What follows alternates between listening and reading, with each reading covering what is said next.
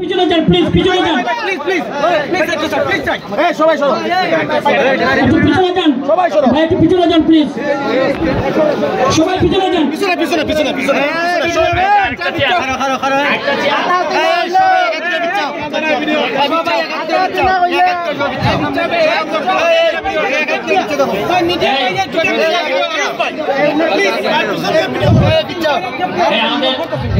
গাজীপুরের ভাই একটা ভিডিও একটু বড় আরে এই সবাই একাত্তর বিচ্ছা করে ভাই চানা হারবে এই বিচ্ছা না রে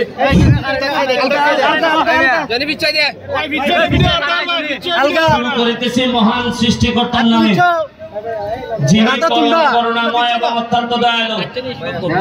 প্রথমে আমি আপনাদের কাছে কৃতজ্ঞতা জানাচ্ছি যে আমার জন্য আপনারা বিভিন্ন ভাবে বিভিন্ন জায়গায় আমার জীবনের নিরাপত্তার জন্য আমার এলাকার মানুষ এবং এলাকার বাইরেও যারা মানববন্ধন করেছেন, প্রতিবাদ করেছেন, আমি এবং আমার পরিবারের পক্ষ থেকে আপনাদের প্রতি আমি কৃতজ্ঞতা জানাই। আমি কখনোই চাই নাই যে আমার সাথে একটা গানম্যান থাকুক, আমার সাথে অস্ত্র থাকুক, এটা আমি চাই নাই। কারণ সাথে যখন অস্ত্র আসে তখন সাধারণ মানুষ থেকে একটু দূরে সরে যেতে হয়। আমি চাই নাই কোনোভাবেই। আমি এই গানম্যান চাইলে অনেক আগেই পাইতাম, কিন্তু আমার মনে হয়েছে যে আমার কাছে অস্ত্র থাকলে সাধারণ মানুষরা হয়তো ভয় পাইতে পারে, আমার কাছে নাও আসতে পারে। কিন্তু আমি বাধ্য হয়েছি এবার। আপনারা জানেন যে মৃত্যুর হুমকি আমার কাছে আসছিল, আপনারা সবই জানেন। গত সপ্তাহে আমি এই হুমকি ইনকোয়ারি চলাকালীন কারণে আমরা গত সপ্তাহ আমরা খেলা মিস করছি, আমরা এখানে খেলতে পারি নাই।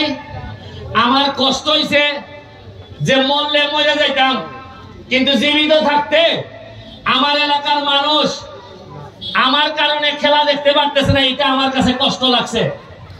আমি আজকের এই গত খেলায় আমরা ঘোষণা দিয়েছিলাম 10 তারিখ থেকে আমাদের গোল্ড কাপ শুরু হবে, বিভিন্ন জেলার দল আসবে। আমরা হয়তো 10-15 দিন পিছাবে, কারণ এই 10 দিন আমি কোনো কাজই করতে পারি নাই, এই জন্য 10 দিন পিছাবে। আমার ইচ্ছা হইল কি গত 30-40 বছরে বিশেষ করে নতুন প্রজন্ম যারা আইছে তারা তো মাঠে খেলা দেখতে পারে নাই, তারা বিভিন্ন ভাবে পথভ্রষ্ট হয়েছে। কেউ জুয়া খেলায় চলে গেছে, কেউ গাঞ্জাতে চলে গেছে, কেউ নানা রকম মাদকে চলে গেছে। এদেরকে ফিরে আনতে এবং নতুন প্রজন্মের সামনের দিকে এগিয়ে নিতে আমাদের ফুটবল এবং অন্যান্য খেলার কোনো বিকল্প নাই। আপনারা হয়তো ভাবেন যে ব্যারিস্টার এমপি হইয়া আরো ভালো ভালো শার্ট প্যান্ট করে ঘুরে বেড়াইতো, তাইলে বেশি বড় নেতা মনে হইল না। আমি ঘুরিয়া কিনা করতাম, আমি ধরেন এমপি না, এমনই বড় নেতা হইলাম 6 মাসের ভিতরে আমি মন্ত্রী গেলাম, তাতে লাভ কিটা? আমার এলাকার মানুষ যদি গাঞ্জা করতে থাকে, আরে গাঞ্জা ঘুরের এলাকার মন্ত্রী সে বালা একটা এলাকার মন্ত্রী এমপি না হইল, এটা বড় 7 লাখ মানুষের নিঃশ্বাস পড়ে সকালবেলা ঘুম থেকে উঠতে আমার উপরে। 7 লাখ মানুষের কোনো কষ্ট হইল, মানুষে মনে করে এমপি মনে পারল না। যেখানে খাদা বৃষ্টি হইলে মানুষে মনে করে কটা ইট মনে এমপি দিতে পারলো না। যেখানে ব্রিজ নাই মানুষে মনে করে একটা ব্রিজ মনে এমপি দিতে পারলো না। বিজ্ঞানকে তারা যায় বিচার হইলেও মনে করে এমপি হইলে মনে আরো বেশি হইল না, আর না হইলেও এমপি হইলে মনে হইল না। মারামারি, হাসপাতাল, অ্যাক্সিডেন্ট হয়েছে 7 তাহের তলে পড়ছে, ভাও ভাঙছে, এখন আইসা আমার দ্বারা যে কিছু পয়সা করে আপনি দিতেই না। এরাও মনে করে যে অ্যাক্সিডেন্ট যেখানে হোক যেটা কিছু হিসাবে দিতেই। আমি জানি আমার বাসার যারা আছেন তারা বুঝবা যে আমার দ্বারা কত ধরনের কত রঙের মানুষ হয়, কিন্তু আমি মুখ ফুটতে হইতাম পারি না। আমি আল্লাহর ভাই চাইয়া ব্যারিস্টার হিসেবে যা ইনকাম করছি, আপনাদের ছোট একটা উদাহরণ দেই। আমার মৃত্যুর হুমকির কারণে গত সপ্তাহে আমি আইছি না, 1 সপ্তাহ আমি ঢাকা থাকছি বড়ই। আমার পুলিশে কইছে আপনি বাড়ি বেরো দরকার নাই, জাস্ট খালি আমি গোয়ার থেকে বার হইছি না, সোনারঘাট আইছি না, আমার অ্যাকাউন্টে আমার রুজি জমছে 5 লাখ। কত? এই 5 লাখ আমার গত সপ্তাহে খরচ করার কথা। ব্যারিস্টার ইনকাম করছি যে টাকা নাই, এই টাকা ফুরা রয়ে গেছে। আজকে আমি যে আজকে আইছি প্রায় 6 থেকে 7 লাখ টাকা লিয়েছি খরচ করবার লাগি। মাশাআল্লাহ। কারণ এই গত সপ্তাহটা রইছে, যদি আমি আইতাম তে 5 লাখ খরচা হইয়া গেলাম রে। এই লিগে নমুনা আপনারা কইতাছি, খালি একটা কথা হইয়া শেষ করি। অত বছরের পর বছর এমপি মন্ত্রী হইল সোনারঘাট, আমি খেলে তাও নৌকা না, আমি স্বতন্ত্র এমপি, মনে হলেন দুর্বল। আমি খেলে মাত্র 5.5 মাস হইল না আমি এমপি গিরি শুরু করছি। আমার মানুষে ঘুষ দেওয়ার চিন্তা করে না, মাইনা নিবার চিন্তা খেলে বলে, বুঝেন না আপনারা? আমি যদি বাড়াবাড়ি করতাম, আমি যদি মনে হইতো যে বাড়াবাড়ি করতেছে, ইটার বাধা দেয় কিছু পয়সা দিলে মনে ছেড়ে দিব, যে তো আমার পয়সা দিল না, আমার পয়সা দিত চাই না, মাইনা দিত চাই মনে করুন। তাই এর মানে হইল গিয়া কুস্তা না কুস্তা আমি করছি, যেটা এনার স্বার্থের মধ্যে লাগছে।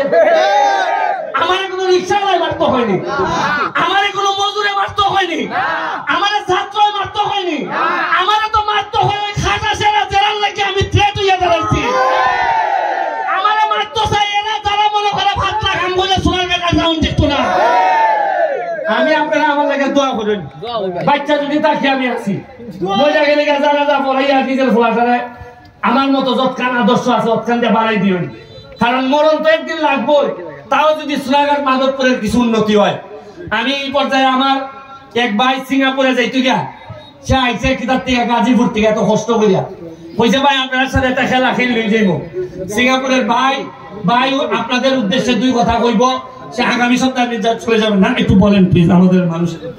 বিসমিল্লাহির রহমানির রহিম। অসংখ্য ধন্যবাদ। এই হবিগঞ্জ সোনারঘাটের আপনারা সকলে জানেন, এই এলাকার একজন জনপ্রিয় মানুষ, সকলের অত্যন্ত প্রিয় ব্যারিস্টার সৈয়দ সাইদুল হক সুমন, স্বতন্ত্র এমপি। আমি এই এলাকার মানুষের কাছে একটা অনুরোধ করব, একটা বট বৃক্ষ, একটা গাছ, আপনারা সবাই এটার পরিচর্যা করবেন। সেই ফলটা হয়তো আপনারা একটু দেরিতে পাবেন, কিন্তু আপনাদের ঘরের ছেলে, কারো ভাই, কারো ভাতিজা, কারো সন্তান, ঘরের ছেলে হিসাবে আপনারা সবাই গাছটার পরিচর্যা করবেন।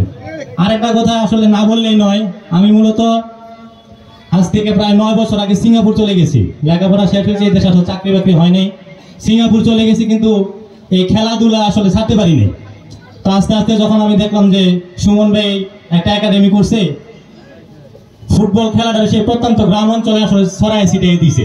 আমরা সপ্তাহে 2 দিন ছুটি পাই, একদিন শনিবার একদিন রবিবার। আস্তে আস্তে আসলে এরকম বক্তই হয়েছি।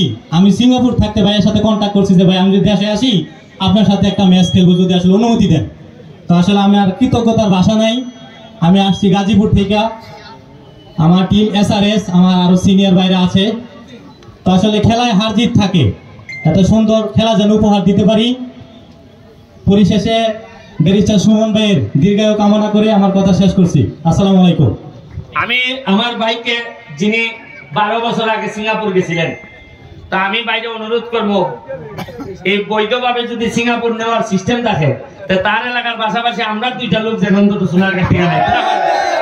আমি বলি যে আপনি বলবেন। ভাই আমি আমার জায়গা থেকে সর্বোচ্চ চেষ্টা করব। Thank you. সবাই দোয়া করবেন, আর সুমন ভাইয়ের জন্য বেশি বেশি দোয়া করবেন। Thank you. আপনারা খেলা দেখার জন্য প্রস্তুত হন, আশা করি ভালো খেলা হবে। Thank you.